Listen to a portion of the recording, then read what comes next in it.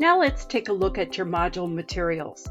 If you aren't familiar with podcasting, it's a great way to learn on the go. I've provided for you 2 examples of podcasts for teachers that I especially like. The Cult of Pedagogy by Jennifer Gonzalez is a funny look at teaching and learning with some serious content that will help you to become a better teacher. This is one I listen to regularly. The other example that I've provided for you is Teachers on Fire. This is an inspiring podcast series that features a different educator each week who has influenced our field. I think you'll like this one too. I've also included some podcasts for students. This is a small sampling of the wealth of audio materials that are out there to engage your students in better listening skills and deeper content knowledge. Finally, I have included NPR's Curriculum Guide for Educators on podcasting. Here you'll find lesson plans and tips and a logical sequence for introducing podcasting to your class. Now let's take a look at the podcasting tool we'll use this week, which is called Spreaker. Click on the Spreaker.com link. Here we are on the Spreaker homepage. The first thing you'll need to do is sign up for a free account. You're going to notice that there are some plans that you have to pay for, but you won't need any of those to create a high quality podcast using this tool. So once you've got an account, click on Create a Podcast. You're going to see 3 options now. You can upload a recording that you've made with another tool. You can import a podcast that's already done and published, or you can use the middle option, Record or Go Live. This is the option we want to use. Click on the yellow arrow. When you do this, up comes the Spreaker Studio, and you'll see that you have 2 options for using the studio. You can download it and use it locally on your computer. If you don't have a fast internet connection, this might be your best option. The other thing you can do though is use the tool on the web by clicking on Open the app. So let's get started and open the studio. Here's the Spreaker Studio.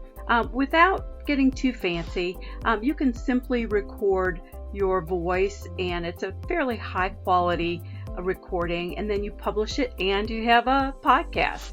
But if you want to do a little bit more, there are sound effects that you can play with, and you can add those to your recording.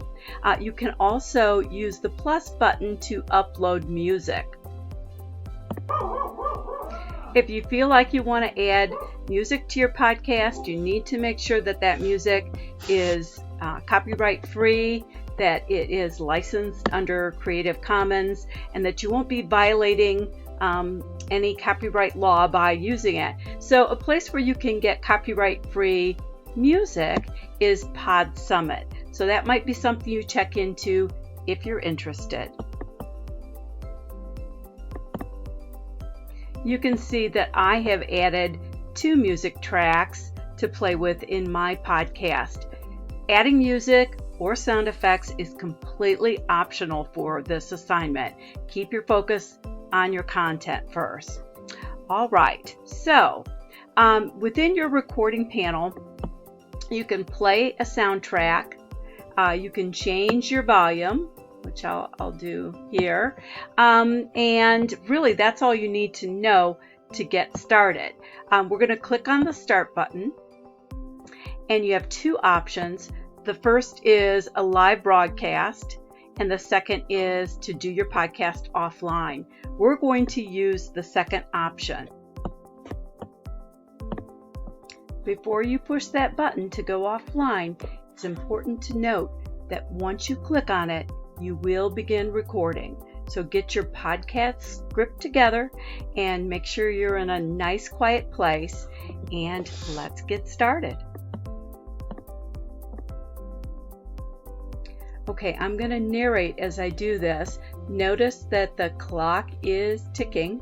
over here in the upper left-hand corner. Notice also that I have a pause button. It's often helpful when you're completing your podcast to pause, kind of catch your breath, and then resume where you left off. So you can do that. Notice that I have my playlist down here. Okay, so this is kind of a simulation. I'm going to go ahead and get started. I'm going to begin with a little bit of music and then launch into my actual podcast. So I'll start my music here.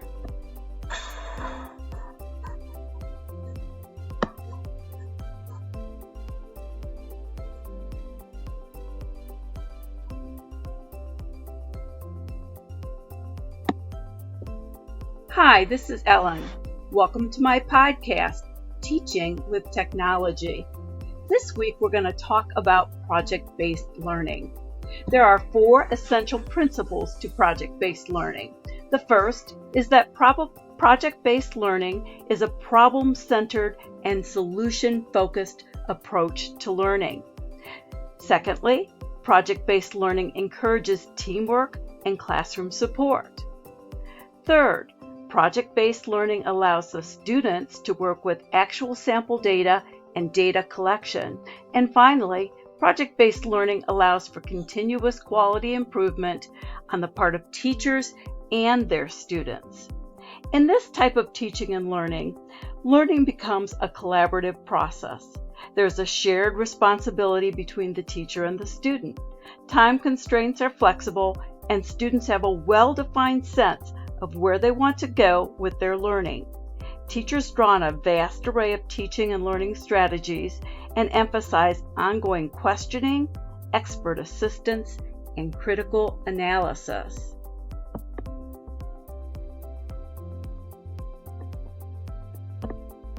Okay, I'm going to hit the pause there, and let's pretend that I have completely finished my podcast, and now I am ready to review it and perhaps publish it. So I'm going to click on the stop button, and now I have my new recording, and I'm able to listen to that recording by clicking the play button. If I don't like it, I can delete it and start over, and I can publish it, and the publish option when you're ready is the one that you want. So click on publish.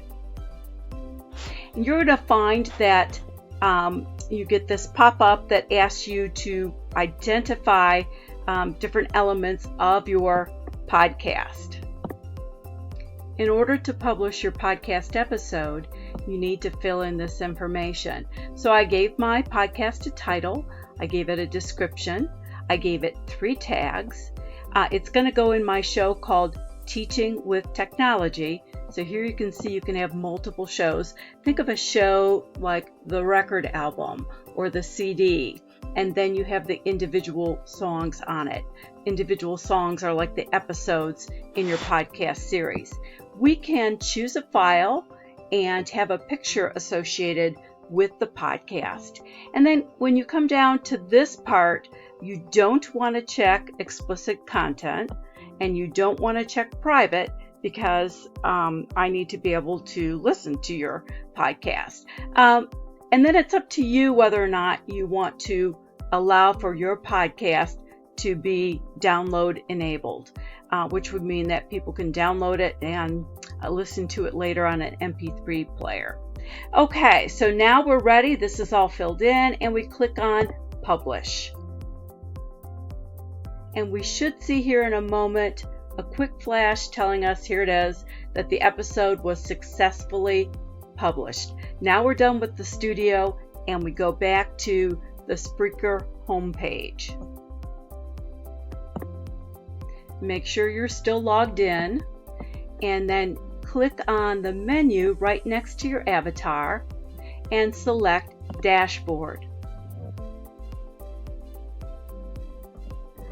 From here, you're going to see the title of your show, and you can see I associated some artwork with my show, and you click on View and Edit. And now I'll see all of the podcasts that have been added to that show, and the most recent one will be on top. So my most recent podcast, What is Project-Based Learning?